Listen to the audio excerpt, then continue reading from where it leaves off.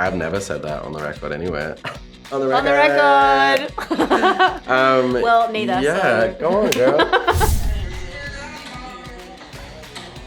There you go. They're amazing writers. Yeah. I just want to say that. They're writing something else, though. Let's end it there. And, yeah.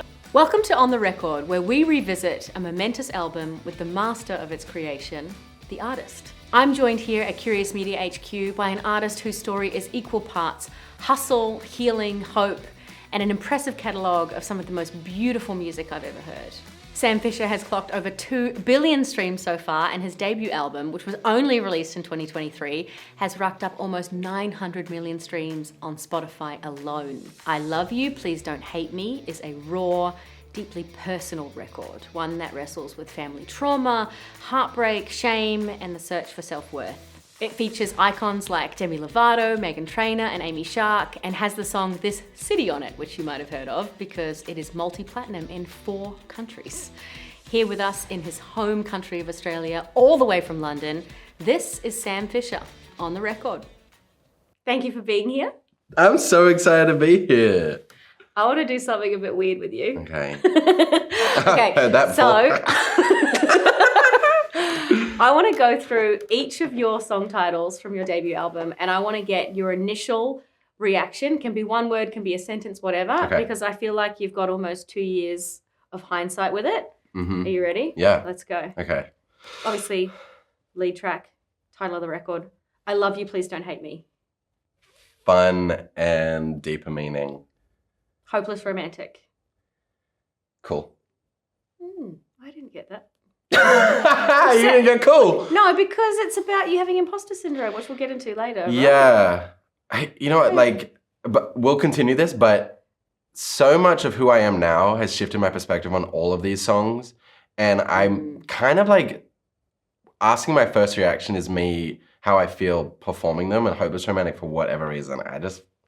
It's just kind of like a slinky song, but the deeper meaning of it, yeah. I guess imposter syndrome, but... But that's what you do. You have these songs that are literally you bleeding onto a record, and then you're listening to them and you're bopping along and going, what a voice, it's beautiful, it's soaring, it's amazing. And then you look at the lyrics and you go, Jesus Christ, is this man okay? So, I mean, yeah, fair. I mean, that's the thing, I think for me, people might think that I'm quite a serious person, and on stage, maybe my show is the same, but it's kind of just more me being able to get on stage and tell jokes and then have a couple songs in between. I don't know. I think I'm just a very different person to who I was, and my mental state is really different now. And so many songs on this album, I love them, and it's very humbling knowing that they mean so much to people, but some of them make me cringe a little.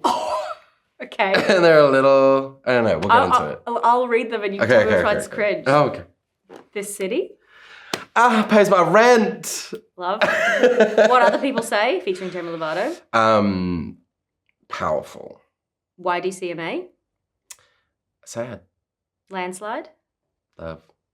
Iceberg. Fun. Hard to Love.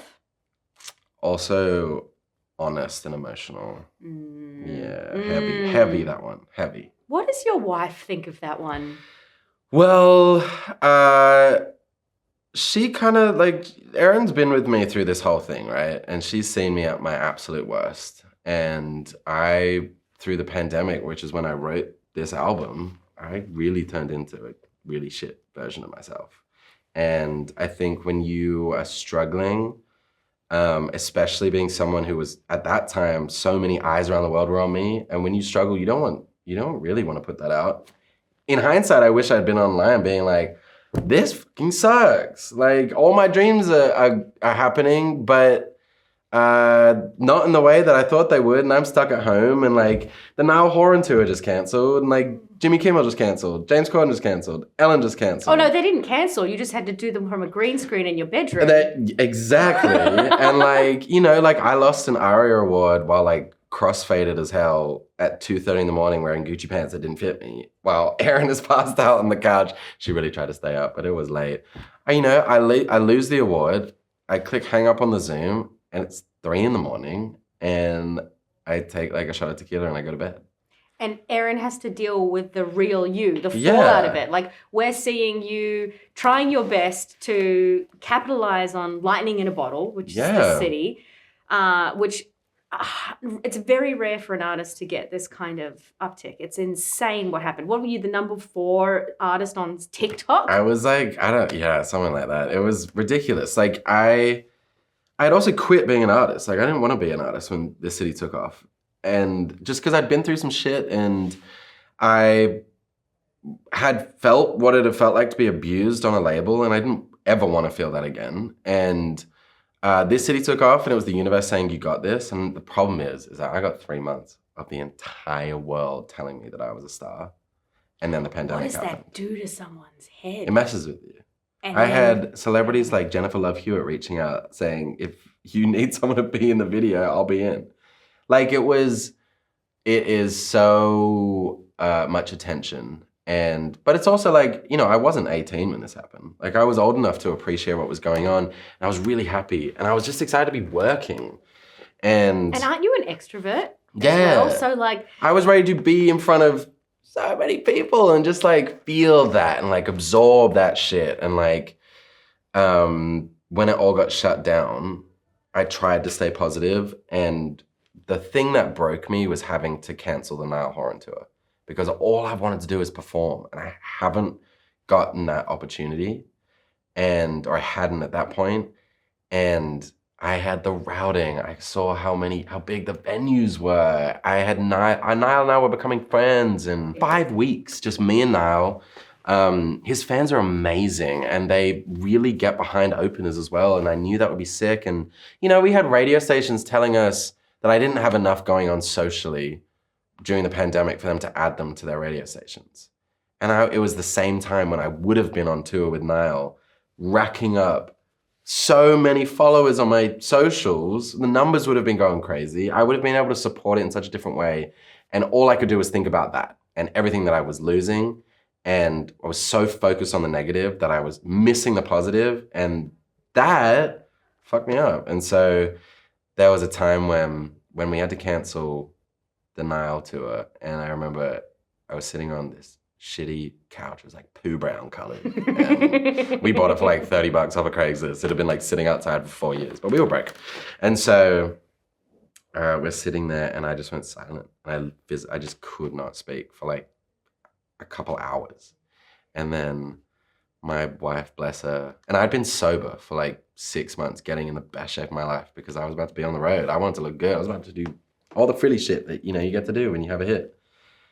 And she came up to me with our bong. She said, I think you should just get out of your head. And so I did. And we did. And then I was high for like 2 years. Like every day. It was the crutch you needed. Mm-hmm. But then you were on weed for 2 years. And then I was smoking every day just to like numb shit. And like I did a lot of interviews while I was high. And that was super stupid. But it was just like, I also didn't want to come across like ungrateful. I wanted something to like make me giggly and happy and whatever. And it did. And it was a crutch. And, I at one point, I said to my therapist, I was like, I feel like I'm abusing this. And he said to me, he's like, look, like, if you feel like you need it as a crutch right now, it's like breaking your leg. Like, if you need it, fine, use it. Just like, because it's not like I was smoking all day. But yeah, I definitely used it to numb myself and get through it. Do you know what's interesting about a lot of the interviews around that time when you were promoting debut album is that some of them say that you battled addiction. And I don't know if that's true. It's not true. I know that people can be addicted to legal things, and weed is legal in so many countries. But also, I feel like they got it wrong. Wrong. Right? Totally wrong. There's so many things. There's also like a story of mine that has been misconstrued to say that I was homeless. I was never homeless. I was without a home, but that wasn't homeless. I always had a roof over my head, whether it was a car or my friend's couch or a mattress in the living room. Like I was okay. But I've been asked that so many times, and I've been trying to correct that. But no, I was never addicted to weed. I have never had an issue just like putting down not smoking. It was just something that like got me out of my head. And I wish so badly that I had enjoyed what was going on.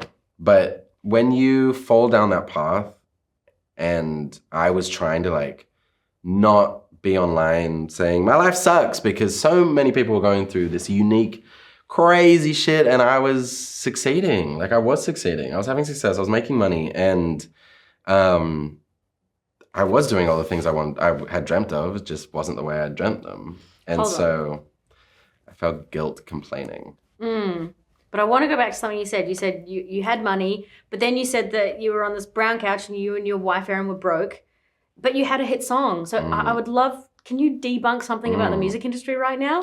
You had a hit song and you were broke? What? Yeah, I mean, that was right before I signed. So when I signed, we got money, right? Okay. Because you get an advance. Yes. But my song was doing a couple million streams a week and we had nothing. And I have theories of why, but I remember I didn't have the login to my TuneCore account, and someone did, and I asked him, "Hey, what's going on? Why is every label in the world asking for me, but I have no money and I'm struggling to pay rent?" And then he was like, "Well, do you have the login?" And I was like, "No, who does?" And he was like, "Well, I do." And so then I went on, and like we had nothing to our names, and there was like $80,000 in there. And I was like, so it was sitting waiting for you, and he just didn't tell you. Also, $80,000 for millions of streams, that actually doesn't add up. I don't know. I really don't know. I don't know what the vibes are. I don't know if there was foul play. Yeah. But $80,000 when you have nothing was like all negative thoughts out the window. I am rich. So like. Do you still work with that person? Nope. Hell no. And I'm way better off, and it's been a couple years since. And that, he quit, and that has been the biggest blessing, because it was kind of like when you break up with someone, that all your mates are like, I'm fucking not with that person anymore. You're like, why didn't you tell me? I know, and like, look, we did have like a lot of good success together. But in the end, hindsight is 2020, and I'm grateful for the team I have now, and like, things are just way more positive now. But it was a crazy time, and it sucks because, I don't know, like this city is a celebrity, right? This city is its own artist in itself. Everyone knows this city, and that is the coolest thing in the world, and it still blows my mind to this day. But I wish that I could have traveled with this city around the world, and I wasn't able to do that. And so now it feels like I'm playing catch up to put my face and my name, like, you know, on my merch, I say Sam Fischer, the guy that sings this city. And like, as I'm self-deprecating as fuck, and I don't know, maybe I shouldn't do that. Maybe I need to own it more, but it just, I don't know. That is kind of the world we live in with TikTok, but it's just, I can't sit here and say it doesn't hurt. How do you wrestle with that? Because let's look at the success that followed the city. It was literal magic, like insane on TikTok. You did Ellen, you did Corden, you did Kimmel. You were then able to create a beautiful debut album with so many amazing songwriters and artists within it. But this city has not been eclipsed. Like, that is such a fair statement. It's so rare for an artist to be able to eclipse a hit single when it just takes off like that. How do you make sure that your self-worth is not tied to the success of a song when you release it? I'm still trying to figure that out. I really am. Right? Like, it's just hard. Like, I think I'm now at the point where I'm, like, I don't resent this city at all. I don't resent the fact that I'm known for one song. I don't resent the fact that I play a full set and people then go, oh, it's that guy when I play the city. In fact, I make a joke of it. You know what I mean? Like, after the first chorus, I look out and people are like, and I go, yeah, that's fucking right. Remember my fucking name? I'm Sam fucking Fischer, bitch. So, like, you know, I make a joke of it because how many artists are there trying to do this, and how many of us have a hit song? It's crazy that I have a hit song. So how many Australian artists have a global hit song? How many Australian artists are a global household name? I don't know if I'm a global household name, but I don't know, like Sam Fisher, this city is a healthy term. There you go. Come on, yes. No, I really like, it was an amazing thing to happen. I never resented it. I was really sad that I wasn't able to do everything around it. But this city, I adore that song. You know, it's not a song that I'm like, ugh, why did that song have to go? Like, it was never that. I like, when I wrote This City, I was in my first record deal. And it was a horrible, abusive deal. And I sent it in, and my label head was like, it's pretty. And that was it. And then my manager at the time was like, I like it, but it's nothing special. I love this. And then I remember I was playing my mate Kenny. He's amazing. I think he manages Rebecca Black now. Kenny Consor. Oh, I think I've met him. I met him at Big Sound. Super tall. I interviewed Rebecca Black. And, I dealt with Kenny. He was lovely. Kenny's lovely. And I remember playing him my first EP, Not a Hobby. And it was 4 songs, and we listened to it, and he goes, don't take this the wrong way, but whenever I've seen you play live, you play your song This City. It's the only song I remember. Why the fuck is it not on this EP? And I was like, I don't know, but I'll put it on. I will. So I took off a song, and I put This City on. It was the last song to come out. And it came out, and Lewis Capaldi and Megan Trainor posted it, but it got 0 playlisting. And like, yeah, it was just like a song that existed, and I played it when I played shows, and it was the only song that people were like, what is that song? But take us into the writing of it. Like, what did it start with? Do you have demos you can show us? Yeah, yes I do. Yeah. What started? What came first? Okay, so the night before, right? The night before I went to this EP release party, and it was in Silver Lake, which is like East LA, and it was like, it's a very cool kind of suburb. It's very kind of like Newtown vibes, but it's like cool people with a lot of money, that type vibe. Got it. And it was in this big warehouse, and I arrived, and it was like everyone was dressed in just shit that I didn't own, you know? Like there was no way I could have ever like afforded the shit. It was like we were at a Halloween party for super rich people, and I was in like a jeans and a t-shirt, and I remember walking in, I was with my guitarist Martin, and it was like these very strange art installations all over, and there was this one installation that sent me, this is the state of my mind at the time, broke as hell, like what the fuck, disillusioned as hell, like I've been dropped by the label, whatever. And it was this rear projector TV, old school TV, playing static. And there were fluorescent lights around it and haze being blown in. And I was like, and like 30 people standing around being like, oh, it's beautiful. Oh, I'm loving it. And I was like, oh, I don't belong here. Like, I'm not cut out for this shit. Fuck this. And so I remember we got really fucked up. And I went home, and like in the morning, everyone was like, oh, how's the body? And I was like, I don't want to do this anymore. It was so fucked. I'm not supposed to be here. Fuck this. I don't want to go to my session. This sucks. And she was like, I think you'll feel better if you like write it out. And I was like, I don't want it. But I did. I went, and I wrote it with these two guys who are in Nashville. We were in LA at the time, but they had come over. Jimmy Robbins and Jackson Morgan. And Jimmy had the guitar for This City. And we were kind of like, just like, I didn't want to be there. I was in a foul mood. And we were kind of just like going back and forth. And they had this really strong desire to write like a country song. And I was like, ugh. And they were writing something, and I'm under my breath going, oh, it's been lonely feeling crowded. And there was a point, I don't know if I have it on this voice memo, but there was a point where I was like, guys, I really like what you're working on, but I also don't. And I've been writing this, and they really, really wanted to call it She's Always Gonna Break Your Heart. Like, they were like, that's never been the title of a song before, ever. Right, she's like, that has to be it. And right before it was released, I was like, hey guys, so Just letting you know the song's called This City and it's coming out next week. And I love the artistic, like... it was just like this is it. You knew. For me, it was, if Ed Sheeran can release a song called The City, I'm going to release a song called This City.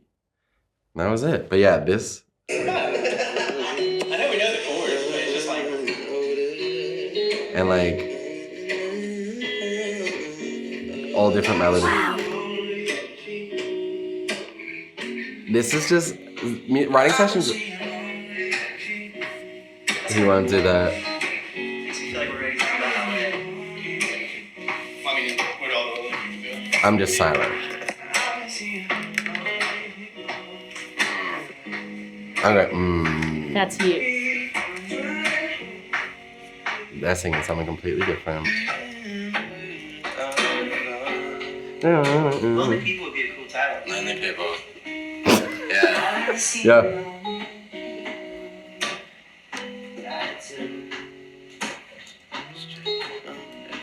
It's me typing on my laptop. You can hear your disinterest in what they're doing. Yeah. What if it's like ever since she left, it's like everybody I'm crowded. Wait, yeah, that's cool. All lonely people in crowded rooms. They didn't hear me.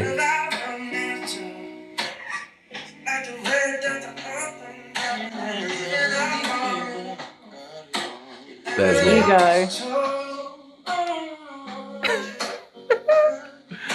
They're amazing writers. Yeah. I just want to say They're that. writing something else, though. And there's me singing it.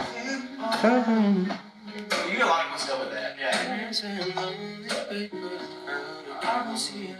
We could just write a song about, lonely, like, I don't know, like, I've been seeing lonely people in crowded rooms.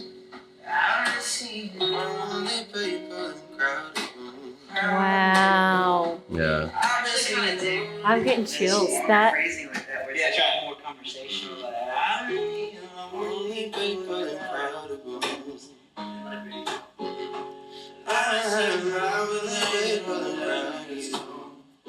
Yeah. Lonely people in crowded rooms.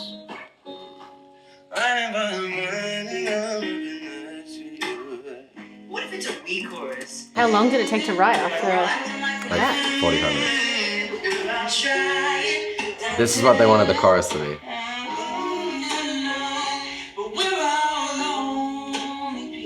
No. You're like, That's a Marge Simpson. I was just like, okay, whatever. And it's like, and then Right. I sound like such a dick. You're on another wavelength. I'm pretty into that. That's sort of, and we can write it like that's kind of relatable to me. Yeah. Yeah. We're all just lonely people. It'd be cool if I haven't seen lonely people in crowded rooms. And you would have phrased it that was nice. There's a lot of that. Lonely people in crowded rooms. I like this one. That's cool.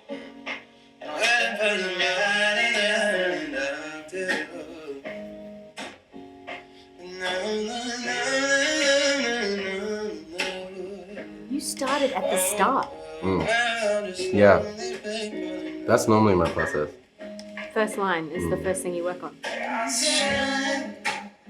And then they wanted to go there.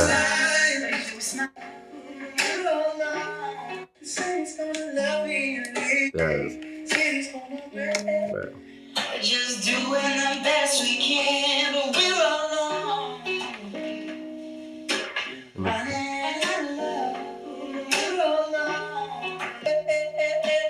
Alright. Have you written with them again? Yeah, me and Jimmy have. And we have, yeah.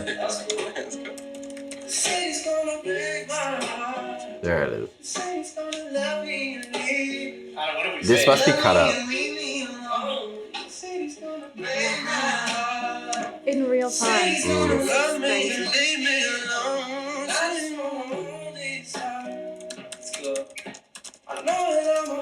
Me furiously typing.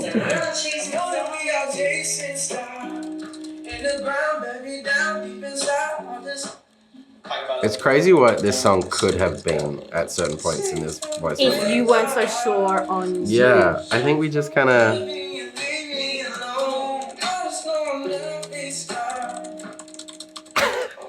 I'm like furiously going, I haven't listened to this in so long. There's a push and pull in the room, and you could have been pushed. You don't want it to get too LA. You know? It's too like. It's straight up there. Leave me alone. The city's gonna chasing stars. The city's gonna break my heart. The city's gonna love me, but leave me alone. The city's gonna chasing stars. Leave me alone, leave me alone. Something's gonna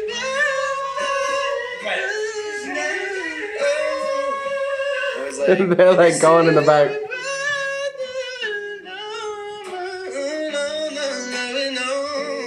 City's gonna break my heart. City's gonna love me and leave me alone. City's gonna break my heart. That's really cool, guys.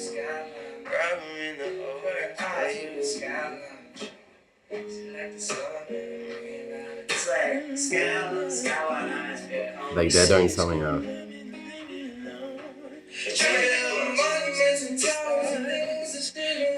Monuments and towers and shit. That's a what? Statues and buildings and things that I really want. The song's gone. Like, break my heart. You know what blows my mind about this is no one gets to hear this Yeah. stuff. You know, Taylor Swift will release a tiny snippet of it on her socials or put a little bit in her documentary. Yeah. You've got Joel Little in the background, and that's awesome. Like, I actually feel quite emotional right now because as a music fan, you don't get that kind of insight into the magic happening in real time. Yeah. What goes through your mind, because you haven't listened to that I haven't listened in to a it in while? so long. I don't know, it kind of just like transports me like back to that time. Like we recorded this city in a kitchen. Like the take we did from this session is what I put out because I couldn't afford to have it like produced. Later down the line, I had it produced and it just did not. It didn't hit.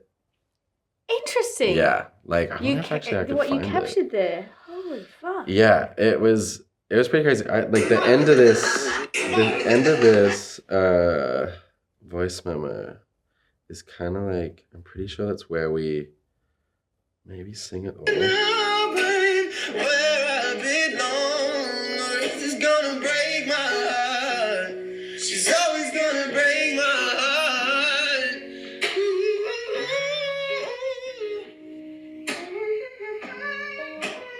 It's funny, like every part of it was we like were pushing and pulling on. What if like She got me right about the finger. This is the bridge. She never mock and lingers. Wow. It's so crazy. But yeah, no, I mean like writing sessions are so weird because you get in a room and you just basically like mumble at each other. You're like, And sometimes the loudest voice wins unless it's you and you're Yeah. just tinkering in the background It's until so you're real. like, no, this is it. Yeah, pretty much. And like, I don't know, like it might sound woo-woo to say, but it is a feeling. Like when the melody feels right, when the lyric feels right, you do feel it in here and you're like, yeah. And it's crazy to listen to that, to think how this city could have sounded and if it would have changed my life. I would Had say it sounded no different. because I would agree. because I don't think you would have sang it with as much heart Yeah. if it wasn't you leading with your own direction. Totally. And like, I think the three of us really worked as a writing group because all three of us are quite strong in the room. And so we were pushing each other to get the best out of it. But I do remember this feeling of like, guys, I don't fuck with these ideas. Just let me just like Shut do up. this. But yeah, like, but they're the best. And like, the three of us haven't been in a room since. I think just because, I don't know, I think because of the pandemic, because they were in Nashville, because timing, but we should probably do that at some point. You know what blows my mind? Your record, I Love You, Please Don't Hate Me, was a statement.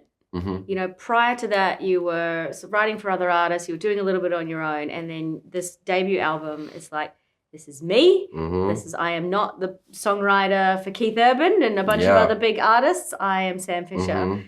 And that yet you titled the record, the name of the lead track, I Love You, Please Don't Hate Me. I want to know why you would title it that vulnerability. Yeah, can I be honest with you? Yeah, At the time, I thought, I could like package this as 2 parts, the I love you part and the please don't hate me part, right? Double album. Yeah, kind of in like the same, I mean, the album was what, like 15 songs long? Yep. It's a long album. Unheard of these days, No, almost. No. But looking back on it, I just thought it was cool. Like I wish there was like a bigger, deeper meaning for why these songs fit together, but I have tried to like piece that message together, and at the end of it, I was kind of like, this is the 15 best songs that I have. I'm going to give it to you, and it will give you some kind of a sense of me, but like I was saying before, like the person I am now, I'm kind of like, I feel like it is a little void of me and my personality, and like, it shows kind of the inner turmoil and the love, but it doesn't give you a sense of my like cheekiness and my like personality and the way I deal with issues and the way I think about the world. Well, look at where you were at in life. Yeah, and I do love these songs. Like there's a song on the album, it's the last song on the album, it's called Somebody Cares. And I wrote that song after having a massive fight with my old manager.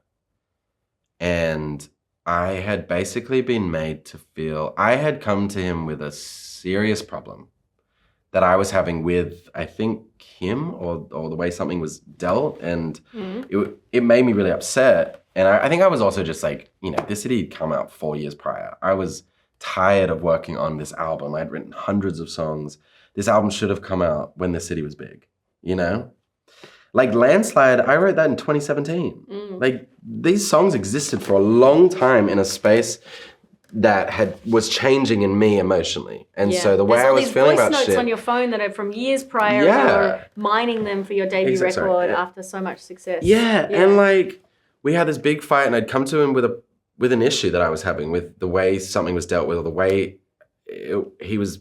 Anyway, I feel like I was gaslit into thinking that I was this horrible person who was only picking a fight so that he would show me that he like cared for me, which is such a dark, fucked position to be in mentally, to be like, I need to feel like someone cares about me, so I'm going to pick a fight so they tell me that they're going to make something all right with me. You were manipulated into thinking you are a manipulative person. Exactly. There you go. There you go. Yeah, you said that so well. Yeah, like kind of. And it just like, I was so broken in that session.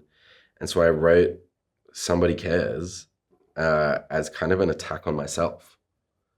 Like, this is me being like, I'm a manipulative person and I manipulate people emotionally to show me that they care about me, which is so fucked because on the other side of that relationship with my, it was codependent as hell. And looking back on it, I'm like, damn, like, how did I let myself feel like that? But this is what happens to people who are inherently good and really focusing on self-development and personal progress and development. People pick on that. They go, oh, you're willing to take ownership of your shit? Yeah. Here's my shit. Can you take ownership of that too? Yeah. And I think, like we did have a relationship that was beautiful in a sense because we were very open. We were very, very vulnerable with each other. And I think that my vulnerability was weaponized against me and used against me and it's not just him. Like I've had this issue with men of authority in my life in general. Your dad. From my dad to just kind of a bunch, like my, the first label, the first manager, like it just, there have been so many times when I felt lesser than, and I felt like I couldn't or that like my trust was broken. And it sucked. But at the same time, like, I have grace for them now with where I'm at now. And like, I am really trying to focus on like the joy in my life. And I think leaving America and kind of just being who I am and like, you know, like playing around with like my sexuality and like. Tell me about that. I didn't know you do that. Yeah, just like, you know, I'm not totally straight and I've never said that on the record anywhere. On the record. Well, neither. Yeah, so. Go on, girl. And I just, I think I'm just more of an accepting person with myself. Like, I think this whole thing, when all my money was gone, when I was living in a basement, I was like, fuck me. Like, let me just be me for a bit and let me like get used to that and start loving myself, and then moving to London and just kind of like, I don't know, being in a new world, being in a new culture, in your apartment. And it just is, I'm finding myself enjoying that experience more. And like, you know, my song Afterglow, that song I wrote when I realized that I wasn't straight. Yeah. And I wish that I'd said that. You did a media tour, never, you did a whole press because I was like junket and you scared never of talked it. about it. Yeah, I was scared of it, and I was bopping out to that song this morning. I didn't. If you listen to it, different. I'm up so close in a blinding light, I can feel it all. I have to know what the feeling's like in your afterglow. It's all about that, and like being drawn to that curiosity. I haven't experienced this before. I want to feel it like all. It is kind of like that realization anthem, and like I wrote it with this incredible producer, Peter Thomas, who does all the Betty Who stuff, and Jess, Betty Who we've been friends since we were like 11, and just the three of us talked about it all, and it was just this beautiful kind of accepting thing. And I also think I'm just at an age and I think where I'm just like, fuck it. Yeah. Let me fucking be me. Like, I don't give a fuck anymore. And Erin loves you for you. Loves it. Yeah. And like, we are better than we've ever been. And she's my fucking rock. Like, she's incredible. You know how I know Erin's the coolest wife ever? Because you talked about how you were with her in Boston and you were going to LA to pursue music because you had a label that was like, we're going to make you a star. Come on over to LA.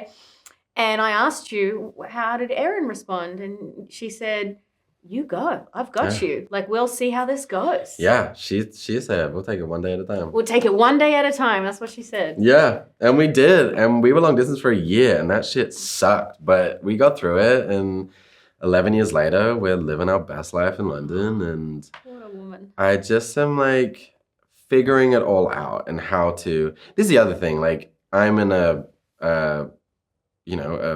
straight marriage, and technically just a man and woman, but like, you know, we're not straight, and we're having the fucking time of our life with it. Like, we're just, I don't know. Like, I have never wanted to. I don't know. I overthink this shit so much. Being like, well, I'm in a straight marriage. And I don't want to say I'm not straight, and like, whatever. But I'm now at a point where I'm like, I don't give a fuck. I'm going to be who I am. And if anyone has a problem with it, that's on you. Yes, exactly. And marriage is such a weird, and I don't want to use the word construct because it's so overused, but what we thought of as marriage a couple decades ago is so not what marriage is now. There are people that are happily married that live in different bedrooms, different countries, that have polyamorous relationships that are just... There's no rules. Yeah. A happy now. Marriage, I believe, and I hope that I get this one day, is a beautiful exchange of support and cheerleading and soul searching together. 100%. And I think just the idea, like, life is so long. Yeah, life is so long. I've already had a marriage, and I'm like, wow, that was long. The like social construct that you're supposed to find this one person, you're supposed to grow with them for the next 80 years if you're lucky. Like, huh? Yeah, I'm a different like that person. shit's crazy. Like, don't our cells regenerate every 7 years? Yeah, 7 years. You know what I mean? Right? Like, that's why they call it. That's why they have the 7-year itch. Yeah, like, it probably comes from you being an entirely different person. Yeah. I said, let me itch onto a different gender. But it just I don't know. I think I'm just at a point where I don't give a fuck and I want to just be myself. And I think we're in such a time of where authenticity is craved, right? Because you never know what's real. No, I'm lying. Like I am who I am, and it's dope. And this music that I'm putting out, like Love Life, is really that like, I don't know, aggressive, radical acceptance of myself inside, because I have been so like we're in entertainment. Our careers die or live and die on the opinion of the public, right? And the fans is king. And I love that. And my fans are powerful and they're amazing. But from a business sense, if someone doesn't like a song, if the public doesn't react to songs, if they're not buying my stuff, I don't make a living. And so now as an independent artist, I'm trying to just like really, really fuck with what I'm doing and just back it because I'm paying for it. Carry It Well is a song that it became kind of an anthem for me, but I wrote that with my brother in art, Ryan Marone, who's an incredible producer. And I've cleared this with him that it was all right to talk about, but his dad had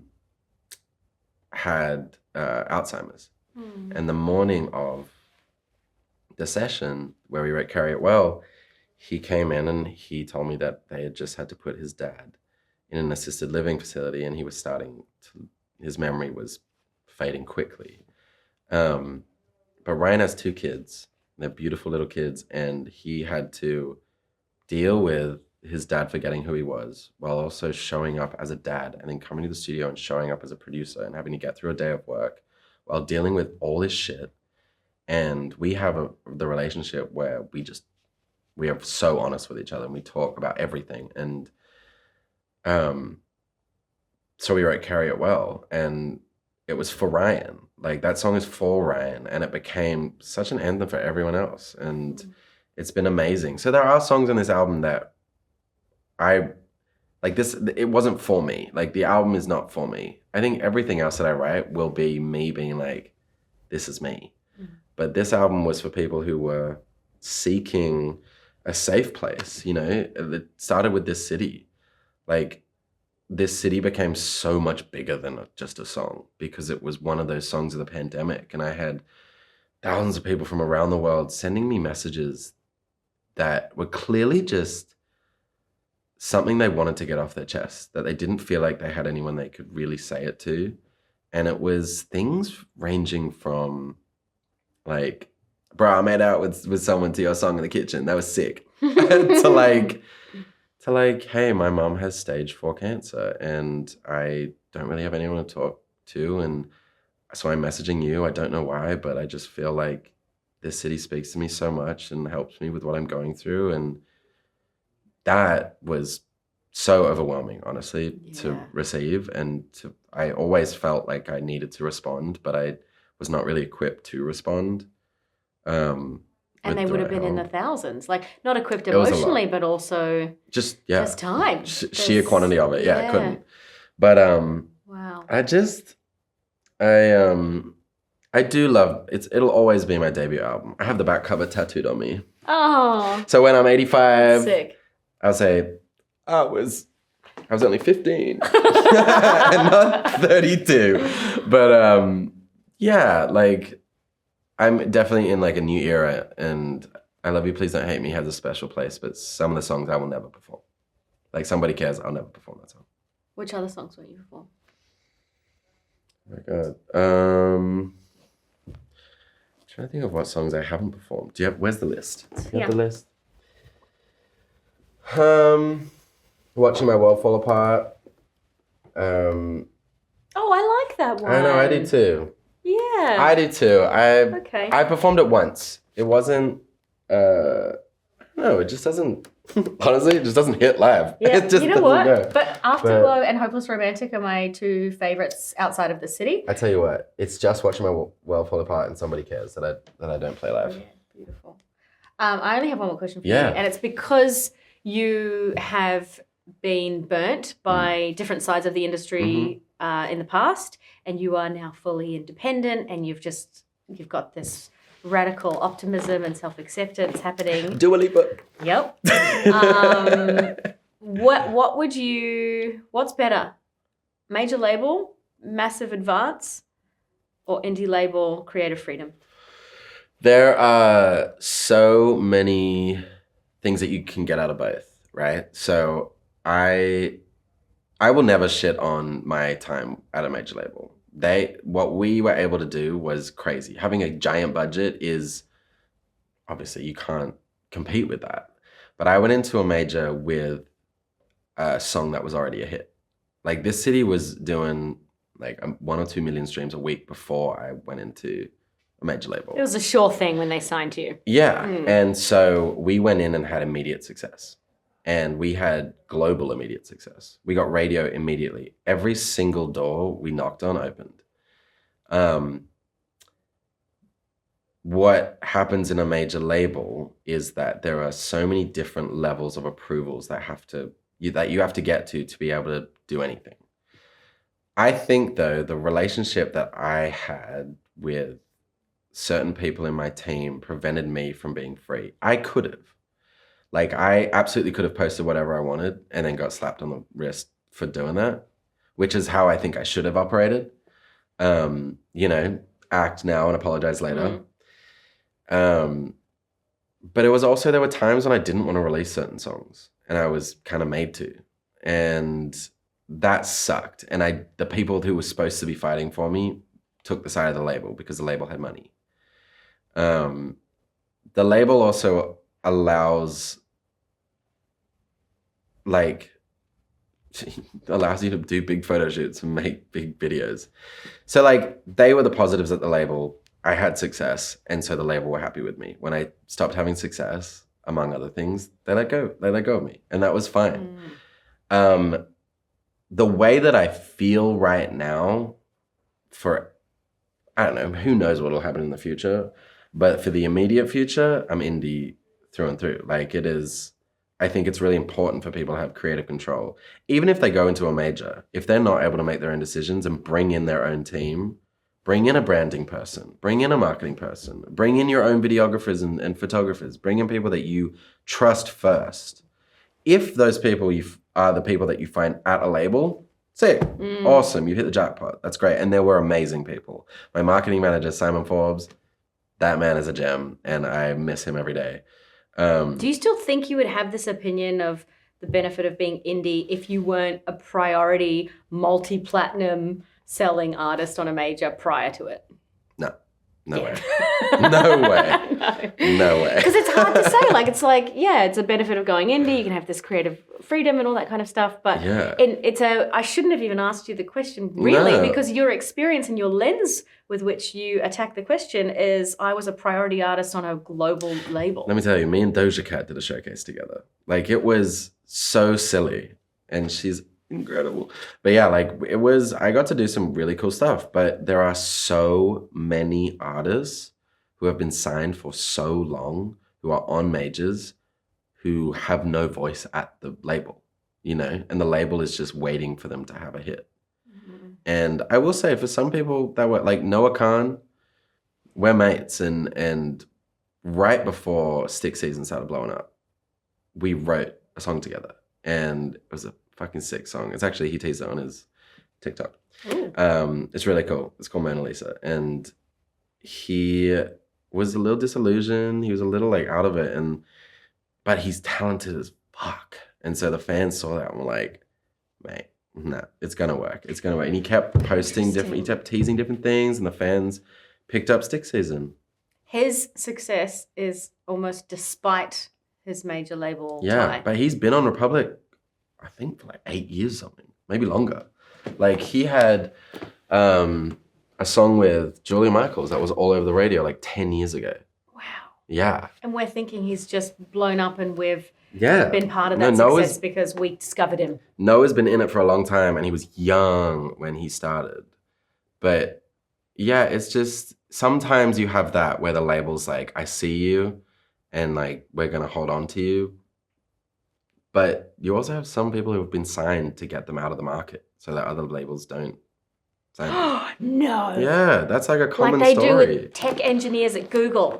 Probably, yeah. They hire them so that their competitors don't use their intellect. Yeah, but like That is for me sinister. now, it is sinister. And there are, not everyone in the music, like every industry, not everyone's going to be great.